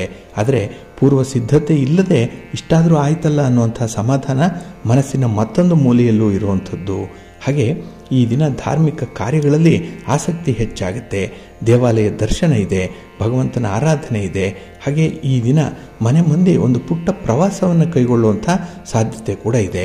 ಒಟ್ಟಾರೆ ಮನಸ್ಸಿಗೆ ಸಮಾಧಾನ ತರುವಂತಹ ಸನ್ನಿವೇಶಗಳು ಬಹಳಷ್ಟು ಇದೆ. ತುಂಬ ಸಂತೋಷವಾಗಿರ್ತೀರಿ. ಲಾಭದಾಯಕವಾದಂಥ ದಿನ. ನಿಮ್ಮ ಮನೆ ದೇವರನ್ನು ಸ್ಮರಣೆ ಮಾಡ್ತಾ ಇರಿ. ಹಾಗೆ ಭಕ್ತಿಯಿಂದ ಮಹಾವಿಷ್ಣುವನ್ನು ಪ್ರಾರ್ಥನೆ ಮಾಡಿಕೊಳ್ಳಿ, ಮಹಾಲಕ್ಷ್ಮಿಯನ್ನು ಈ ದಿನ ಆರಾಧನೆ ಮಾಡಿಕೊಳ್ಳಿ, ಒಳ್ಳೆಯದಾಗತ್ತೆ. ನಿಮ್ಮ ಅದೃಷ್ಟದ ಬಣ್ಣ ಕೆಂಪು, ಅದೃಷ್ಟದ ದಿಕ್ಕು ಉತ್ತರ ದಿಕ್ಕು, ಅದೃಷ್ಟ ಸಂಖ್ಯೆ 2. ವೃಶ್ಚಿಕ ರಾಶಿ. ವೃಶ್ಚಿಕ ರಾಶಿಯವರಿಗೆ ಈ ದಿನ ವ್ಯಯಸ್ಥಾನದಲ್ಲಿ ಚಂದ್ರ ಇರುವಂಥ ದಿನ. 12ನೇ ಮನೆಯಲ್ಲಿ ಚಂದ್ರ ಇದ್ದರೆ ಮನಸ್ಸಿಗೆ ಏನೋ ಒಂದು ಕಳವಳ, ಏನೋ ಒಂದು ಕಸಿವಿಸಿ.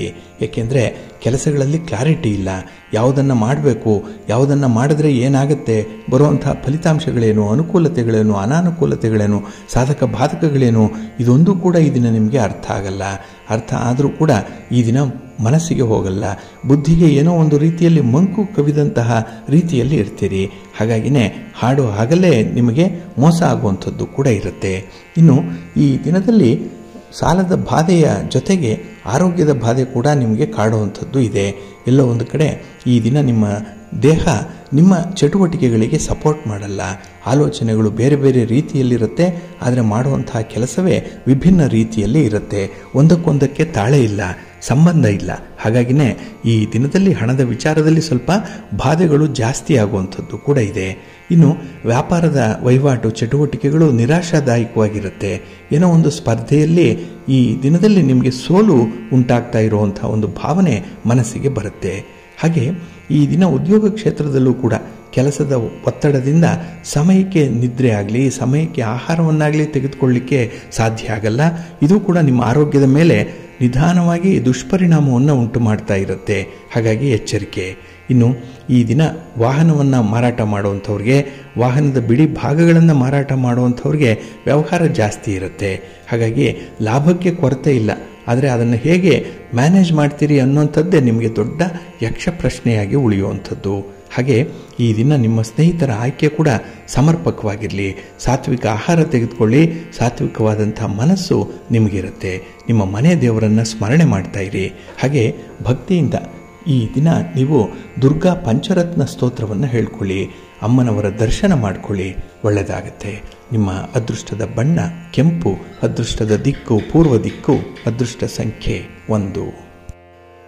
ಧನುರಾಶಿ. ಧನುರಾಶಿಯವರಿಗೆ ಈ ದಿನ ಲಾಭಸ್ಥಾನದಲ್ಲಿ ಚಂದ್ರ ಇರುವಂಥ ದಿನ. 11ನೇ ಮನೆಯಲ್ಲಿ ಚಂದ್ರ ಇದ್ದರೆ ನಿಮ್ಮ ಕೆಲಸ ಕಾರ್ಯಗಳಲ್ಲಿ ಉತ್ತಮವಾದಂಥ ಒಂದು ಪ್ರಗತಿ ಇದೆ. ಹಾಗೆ ಎಲ್ಲ ಪ್ರಯತ್ನಗಳು ಕೂಡ ನಿಮ್ಮ ಒಂದು ನಿರೀಕ್ಷೆಯಂತೆ ಫಲಿತಾಂಶಗಳನ್ನು ಕೂಡ ಕೊಡುತ್ತೆ. ಒಟ್ಟಾರೆ ಈ ದಿನ ನಿಮ್ಮ ಆಸಕ್ತಿ ಹೆಚ್ಚಾಗುವಂಥದ್ದು, ಕೆಲಸ ಕಾರ್ಯಗಳನ್ನು ಮಾಡುವಂಥ ಉತ್ಸಾಹ ಕೂಡ ಜಾಸ್ತಿ ಇರುತ್ತೆ. ಹಾಗೆ ಈ ದಿನ ನಿಮ್ಮ ಶತ್ರುಗಳ ಸಂಖ್ಯೆ ಹೆಚ್ಚಾಗಬಾರ್ದು, ಆ ರೀತಿ ಜಾಗ್ರತೆಯನ್ನು ವಹಿಸಬೇಕಾಗತ್ತೆ. ಹಾಗಾಗಿ ನಿಮ್ಮ ಪ್ರತಿ ವಿಚಾರದಲ್ಲಿ, ಪ್ರತಿ ಡೆವಲಪ್ಮೆಂಟ್ ವರ್ಕಲ್ಲಿ ಅವರ ಒಂದು ಮಾಹಿತಿಯನ್ನು ನೀವು ಸಂಗ್ರಹ ಮಾಡುವಂಥದ್ದು, ನಿಮ್ಮದನ್ನು ಅವರಿಗೆ ತಿಳಿಸುವಂಥ ಒಂದು ಪ್ರಯತ್ನವನ್ನು ಮಾಡಿ. ಇಲ್ಲ ಅಂತ ಹೇಳಿದ್ರೆ ಈ ಕಮ್ಯುನಿಕೇಷನ್ ಗ್ಯಾಪ್ ಅನ್ನೋಂಥದ್ದೇ ದೊಡ್ಡದಾಗುತ್ತೆ. ಆಗ ಅವರು ಪಿತೂರಿ ಮಾಡಲಿಕ್ಕೆ ಇದು ಕಾರಣವಾಗಿಬಿಡುತ್ತೆ. ಸ್ವಲ್ಪ ಜಾಗ್ರತೆ. ಇನ್ನು ಈ ದಿನ ನಿಮ್ಮ ಅಮೂಲ್ಯ ದಾಖಲೆ ಪತ್ರಗಳನ್ನು, ವಸ್ತುಗಳನ್ನು, ಒಡವೆಗಳನ್ನು ಸ್ವಲ್ಪ ಜೋಪಾನ ಮಾಡಿಕೊಳ್ಳಿ. ಜಾಗ್ರತೆ ಇರಲಿ. ಎಲ್ಲೋ ಒಂದು ಕಡೆ ಅದು ಕಳೆದು ಹೋಗುವಂಥ ಸಾಧ್ಯತೆಗಳೇ ಜಾಸ್ತಿ ಇರುತ್ತೆ. ಇನ್ನು ಹಣಕಾಸಿನ ವ್ಯವಹಾರಗಳು ನಿರೀಕ್ಷಿತ ಮಟ್ಟದಲ್ಲಿ ಇರಲ್ಲ. ಕೊಡಬೇಕಾದವರು ಹಣ ಕೊಡಲ್ಲ, ಅಂದರೆ ಬರಬೇಕಾದಂತಹ ಸಾಲದ ಹಣವನ್ನು ಪಡ್ಕೊಳ್ಳಿಕ್ಕೂ ಈ ದಿನ ಕಷ್ಟಪಡಬೇಕಾಗತ್ತೆ. ಇನ್ನು ಈ ದಿನ ವೃತ್ತಿಪರವಾದಂಥ ವ್ಯವಹಾರಗಳು ಮಂದಗತಿಯಲ್ಲಿ ಸಾಗುವಂಥದ್ದು. ಹಾಗಾಗಿ ನಿಧಾನ ಆದರೂ ಪರವಾಗಿಲ್ಲ, ನೀವು ಸ್ಪರ್ಧೆಯಲ್ಲಿ ಗೆಲ್ತೀರಿ. ಅದು ಆತ್ಮವಿಶ್ವಾಸ. ಇದನ್ನು ಇಟ್ಕೊಳ್ಳಿ, ಖಂಡಿತ ಒಳ್ಳೆಯದಾಗತ್ತೆ ನಿಮಗೆ. ಹಾಗೆ ಈ ದಿನ ಯೋಗ, ಧ್ಯಾನ, ಪ್ರಾಣಾಯಾಮ ಇತ್ಯಾದಿಗಳಲ್ಲಿ ನಿಮ್ಮನ್ನು ತೊಡಗಿಸ್ಕೊಳ್ಳುವಂಥದ್ದು ಬಹಳ ಮುಖ್ಯ. ಏಕೆಂದರೆ ಮನಸ್ಸು ಜಿತವಾಗಿರಬೇಕು, ಮನಸ್ಸು ನಿಮ್ಮ ನಿಯಂತ್ರಣದಲ್ಲಿರಬೇಕು. ಅದಕ್ಕಾಗಿಯೇ ಈ ದಿನ ವಿಷ್ಣು ಸ್ತೋತ್ರವನ್ನು ಹೇಳ್ಕೊಳ್ಳಿ, ಮಹಾಲಕ್ಷ್ಮಿಯ ದರ್ಶನ ಮಾಡಿಕೊಳ್ಳಿ. ಹಾಗೆ ಈ ದಿನ ನೀವು ನವಗ್ರಹ ಪೀಡಾ ಪರಿಹಾರ ಸ್ತೋತ್ರವನ್ನು ಹೇಳ್ಕೊಳ್ಳೋದ್ರಿಂದ ಒಳ್ಳೆಯ ಫಲ ನಿಮಗೆ ಸಿಕ್ಕತ್ತೆ. ನಿಮ್ಮ ಅದೃಷ್ಟದ ಬಣ್ಣ ಕೆಂಪು, ಅದೃಷ್ಟದ ದಿಕ್ಕು ಈಶಾನ್ಯ ದಿಕ್ಕು, ಅದೃಷ್ಟ ಸಂಖ್ಯೆ 1. ಮಕರ ರಾಶಿ. ಮಕರ ರಾಶಿಯವರಿಗೆ ಈ ದಿನ ಉದ್ಯೋಗ ಸ್ಥಾನದಲ್ಲಿ ಚಂದ್ರ ಇರುವಂತಹ ದಿನ. 10ರಲ್ಲಿ ಚಂದ್ರ ಇದ್ದರೆ ನಿಮ್ಮ ಮನಸ್ಸಿಗೆ ಸಮಾಧಾನ. ಕೆಲಸ ಕಾರ್ಯಗಳು ಯಶಸ್ವಿ ಆಗ್ತಾ ಇದೆ. ಕೆಲಸ ಕಾರ್ಯಗಳಿಂದ, ಆ ಪ್ರಗತಿಯಿಂದ ನಿಮ್ಮ ಒಂದು ಕೀರ್ತಿಯ ಸ್ಥಾನಮಾನ ಕೂಡ ಹೆಚ್ಚಾಗುತ್ತೆ. ಇನ್ನು ನಿಮ್ಮ ನಡವಳಿಕೆ ಕೂಡ ಎಲ್ಲರನ್ನ ಬೆರಗುಗೊಳಿಸುವಂಥದ್ದು, ಮೆಸ್ಮರೈಸ್ ಮಾಡುವಂಥದ್ದು. ಹಾಗಾಗಿ ಕೆಲವರಂತೂ ಈ ದಿನ ಮೆಚ್ಚಿ ನಿಮ್ಮ ಬಗ್ಗೆ ಬಹಳ ವಿಶೇಷವಾದಂತಹ ಒಂದು ಪ್ರೇರೇಪಣೆಯ ಮಾತುಗಳನ್ನು ಹೇಳುವಂಥದ್ದು ಕೂಡ ಇದೆ. ಹಾಗೆ ಈ ದಿನ ಮಕ್ಕಳ ವಿಚಾರದಲ್ಲಿ, ಅವರ ವಿದ್ಯಾಭ್ಯಾಸದ ವಿಚಾರದಲ್ಲಿ ಒಳ್ಳೆಯ ನಿರ್ಧಾರಗಳನ್ನು ತೆಗೆದುಕೊಳ್ಬೇಕು ಅನ್ನುವಂಥ ಮನಸ್ಥಿತಿ ಇದೆ. ಅದಕ್ಕಾಗಿಯೇ ಬೇರೆ ಬೇರೆ ಕಡೆಯಿಂದ ಸುದ್ದಿಗಳನ್ನು ಸಂಗ್ರಹ ಮಾಡ್ತೀರಿ. ಈ ದಿನ ಸುದ್ದಿಯ ಕಣಜವೇ ನೀವು ಆಗಿರುವಂಥದ್ದು ಇದೆ. ಹಾಗೆ ಈ ದಿನ ರೋಗ ಲಕ್ಷಣ ಗೊತ್ತಿದ್ದು ಕೂಡ ಅದನ್ನು ನಿರ್ಲಕ್ಷ್ಯ ಮಾಡಬೇಡಿ. ಇಲ್ಲಿ ರೋಗ ಅಂತ ಹೇಳಿದ್ರೆ ಶರೀರಕ್ಕೆ ಬಂದಿರುವಂಥ ರೋಗ ಇರ್ಬೋದು, ಅಥವಾ ಮನಸ್ಸಿಗೆ ಬಂದಿರುವಂಥ ರೋಗ ಇರ್ಬೋದು. ಅದನ್ನು ಪರಿಹಾರ ಮಾಡಿಕೊಳ್ಳುವಂಥ ಒಂದು ಪ್ರಯತ್ನ ಈ ದಿನವೇ ಮಾಡಬೇಕಾಗತ್ತೆ.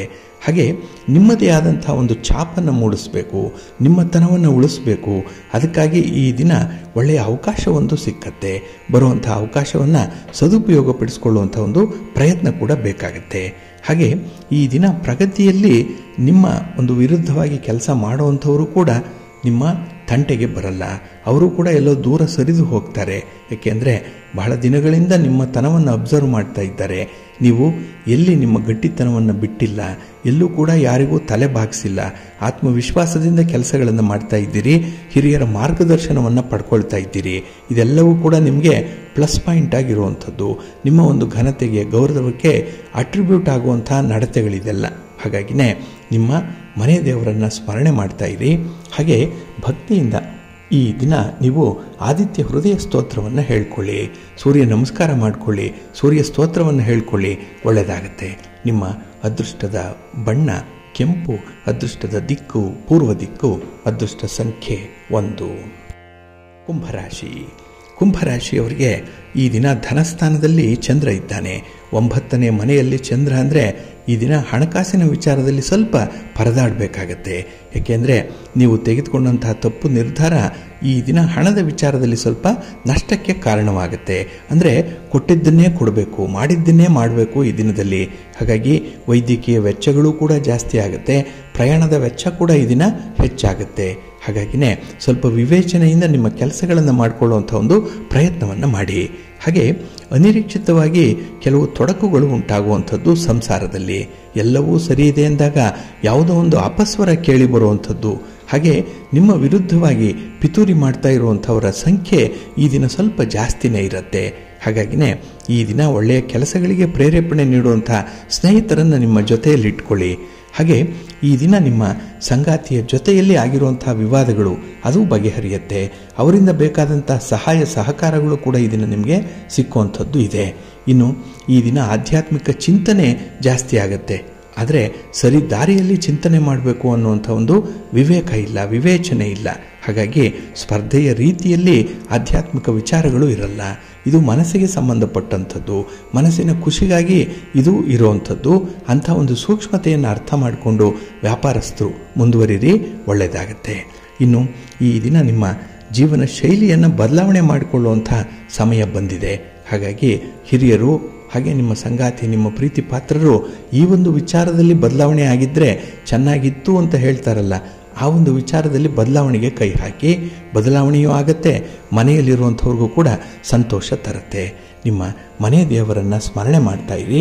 ಹಾಗೆ ಭಕ್ತಿಯಿಂದ ಈ ದಿನ ಶ್ರೀರಾಮ ರಕ್ಷಾ ಸ್ತೋತ್ರವನ್ನು ಹೇಳ್ಕೊಳ್ಳಿ, ಆಂಜನೇಯನ ದರ್ಶನ ಮಾಡಿಕೊಳ್ಳಿ, ಒಳ್ಳೆಯದಾಗತ್ತೆ. ನಿಮ್ಮ ಅದೃಷ್ಟದ ಬಣ್ಣ ನೇರಳೆ, ಅದೃಷ್ಟದ ದಿಕ್ಕು ಈಶಾನ್ಯ ದಿಕ್ಕು, ಅದೃಷ್ಟ ಸಂಖ್ಯೆ 2. ಮೀನರಾಶಿ. ಮೀನರಾಶಿಯವರಿಗೆ ಈ ದಿನ ಅಷ್ಟಮದಲ್ಲಿ ಚಂದ್ರ ಇರುವಂಥ ದಿನ. 8ನೇ ಮನೆ ಅಂತ ಹೇಳಿದ್ರೆ ದುಸ್ಥಾನ ಇದು. ಹಾಗಾಗಿ ಯಾವುದೇ ಹಣಕಾಸಿನ ವಿಚಾರಕ್ಕೆ ಈ ದಿನ ಕೈ ಹಾಕಬೇಡಿ, ದೂರದ ಪ್ರಯಾಣವನ್ನು ಮಾಡಬೇಡಿ. ಹಾಗೆ ಈ ದಿನ ವಾಹನದಿಂದ ಕೆಲವೊಂದು ಅವಘಡಗಳಾಗುವಂಥ ಸಾಧ್ಯತೆಗಳಿರೋದ್ರಿಂದ ಆದಷ್ಟು ಈ ದ್ವಿಚಕ್ರ ವಾಹನವನ್ನು ಓಡಿಸುವಂಥದ್ದನ್ನು ಅವಾಯ್ಡ್ ಮಾಡಿ. ಬೇರೆಯವರ ವಾಹನ ಅಂತೂ ಬೇಡವೇ ಬೇಡ. ನಿಮ್ಮದೇನಾದರೂ ಇದ್ದರೆ ಓಡಿಸುವಂಥ ಪ್ರಯಾಣ ಮಾಡುವಂಥ ಒಂದು ವಿಚಾರವನ್ನು ಮನಸ್ಸಲ್ಲಿಟ್ಕೊಳ್ಳಿ, ಒಳ್ಳೆಯದಾಗತ್ತೆ. ಹಾಗೆ ಅಪಾಯಕರವಾದಂಥ ಕಾರ್ಯಗಳಿಗೆ ಈ ದಿನ ಕೈ ಹಾಕಬೇಡಿ, ನಷ್ಟ ಉಂಟಾಗತ್ತೆ. ಎಲ್ಲಿ ಕಾನ್ಫಿಡೆನ್ಸ್ ಇದೆ, ಎಲ್ಲಿ ನಿಮ್ಮವರಿದ್ದಾರೆ, ನಿಮ್ಮ ಗೆಳೆಯರಿದ್ದಾರೆ, ಬಂಧುಗಳಿದ್ದಾರೆ, ಅಂಥ ವಿಚಾರಗಳನ್ನು ಮಾತ್ರ ಈ ದಿನ ಪರಿಗಣಿಸಬೇಕಾಗತ್ತೆ. ಹಾಗೆ ಈ ದಿನ ಹಿರಿಯರ ಮಾತು ನಿಮ್ಮನ್ನು ಮಾನಸಿಕವಾಗಿ ಪ್ರೇರೇಪಣೆಗೊಳಿಸುತ್ತೆ. ಅದೇ ಒಂದು ಮೋಟಿವೇಶನ್ ಥರ ನಿಮಗೆ ಇರುವಂಥದ್ದು. ಹಾಗೆ ಈ ದಿನ ನಿಮಗಾಗಿ ಸ್ವಲ್ಪ ಸಮಯ ಅನ್ನುವಂಥದ್ದು ಬೇಕಾಗಿದೆ. ಆ ಸಮಯವನ್ನು ನೀವು ಗಳಿಸ್ಕೊಂಡು ವಿಶ್ರಾಂತಿ ಪಡಿಬೇಕು. ಇಲ್ಲಿ ಗಳಿಕೆಯ ಸಮಯ ಯಾಕೆ ಅಂತ ಹೇಳಿದ್ರೆ ಅದನ್ನು ನೀವು ಅರ್ನ್ ಮಾಡಿದ ಹಾಗೆ. ಹಾಗಾಗಿನೇ ಈ ದಿನ ಈ ವಾಹನದ ದಟ್ಟಣೆ ಇರ್ಬೋದು ಅಥವಾ ಒತ್ತಡಗಳಿರ್ಬೋದು, ಇದರಿಂದ ಸಮಯಕ್ಕೆ ಸರಿಯಾಗಿ ಕೆಲಸಗಳು ಆರಂಭ ಆಗದೇ ಇರಬಹುದು. ಚಿಂತೆ ಇಲ್ಲ. ಆ ಕೆಲಸದ ಬಗ್ಗೆ, ಆ ಸಾಲ ತೀರಿಸುವ ಬಗ್ಗೆ ಅಥವಾ ಹಣಕಾಸಿನ ನೆರವನ್ನು ಪಡ್ಕೊಳ್ಳುವ ಬಗ್ಗೆ ಈ ದಿನ ಆಲೋಚನೆ ಮಾಡಿ, ಒಳ್ಳೆಯದಾಗುತ್ತೆ. ರಾಜಕೀಯ ಕ್ಷೇತ್ರದವರಿಂದ, ರಾಜಕಾರಣಿಗಳಿಂದ ಈ ದಿನ ಏನೋ ಒಂದು ಸಹಾಯ ಅನ್ನುವಂಥದ್ದು ಸಿಕ್ಕತ್ತೆ. ಆದರೆ ಮನಸ್ಸು ಬಿಚ್ಚಿ ಈ ದಿನ ನೀವು ಮಾತಾಡಬೇಕು. ಹಾಗೆ ಈ ದಿನ ಎಲ್ಲ ವಿಚಾರಗಳಲ್ಲೂ ಕೂಡ ತೆರೆದ ಮನಸ್ಸಿನಿಂದ ಇರಬೇಕು. ಪೂರ್ವಾಗ್ರಹ ಪೀಡಿತರಾಗಿ ಇರಬೇಡಿ. ಹಾಗೆ ಯಾವುದೇ ಪರಿಸ್ಥಿತಿ ಬಂದರೂ ಕೂಡ ದುಡುಕಿನ ನಿರ್ಧಾರಗಳನ್ನು ಕೈಗೊಳ್ಳಬೇಡಿ.